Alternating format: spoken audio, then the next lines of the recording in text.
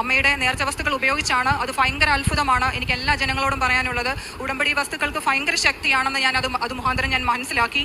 അത് കഴിഞ്ഞ് ഞാൻ എക്സാം പാസ്സായി. അത് കഴിഞ്ഞിട്ട് 2 വട്ടം ഞാൻ ഫെയിൽ ആയപ്പം ഇവിടെ നിന്നും ഞാൻ വേറെ ഒരു വർക്കിംഗ് പ്ലേസിലോട്ടാണ് ഞാൻ ജോലി കിട്ടി പോയത്. പക്ഷേ ആദ്യത്തെ 2 വട്ടം ഫെയിൽ ആയപ്പോഴും അവർക്ക് എന്നോടുള്ള ഇംപ്രഷൻസ് മൊത്തവും പോയി. അങ്ങനെ അവർക്ക് ജോലിയിൽ വേണ്ടാന്ന് പറഞ്ഞു. അത് കഴിഞ്ഞ് ഞാൻ വീണ്ടും ഒന്നായിട്ട് ഇൻ്റർവ്യൂ അറ്റൻഡ് ചെയ്യാൻ വേണ്ടി ശ്രമിച്ചു. HSC ഹോസ്പിറ്റലിൽ, ഗവൺമെൻറ് ഹോസ്പിറ്റലിൽ എനിക്ക് ജോലി കിട്ടാൻ ഞാൻ ഒത്തിരി ആഗ്രഹിച്ചു. പക്ഷേ ആ സമയത്ത് HSC എല്ലാം ഫ്രീസ് ആക്കി വെച്ചിരിക്കുകയായിരുന്നു. എങ്ങും ഇൻ്റർവ്യൂ ഒന്നുമില്ല.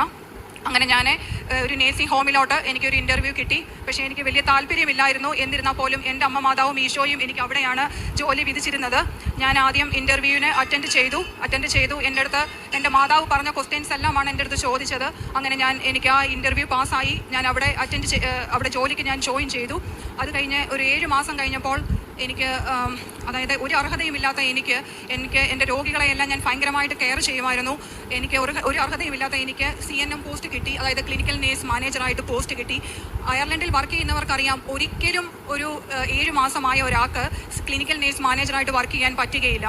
ഞാൻ ഈ ഉടമ്പടി എടുത്ത ശേഷം ഒരുപാട് ദൈവത്തോടടുത്തു, എൻ്റെ അമ്മ മാതാവിനോടടുത്തു.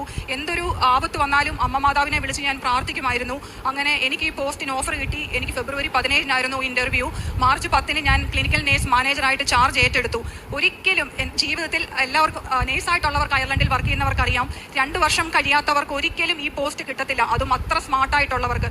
ഞാൻ ആദ്യത്തെ ആ ഒരു വർക്കിംഗ് പ്ലേസിൽ ഞാൻ വന്നിരുന്നു എങ്കിൽ എനിക്ക് ഈ പോസ്റ്റ് ഒന്നും കിട്ടത്തില്ല. അപ്പോൾ ഈ ഫെയിലൊക്കെ വന്നത് എൻ്റെ അമ്മ മാതാവിൻ്റെ, എൻ്റെ ഈശോയുടെയും ഒരു അനുഗ്രഹമായിരുന്നു. ഞാൻ ഒത്തിരി വിഷമിച്ചു. ഫെയിലായപ്പോഴൊക്കെ RCSI ആപ്റ്റിറ്റ്യൂഡ് എക്സാമിന് ഫെയിൽ ആയപ്പോൾ ഞാൻ ഒത്തിരി വിഷമിച്ചു.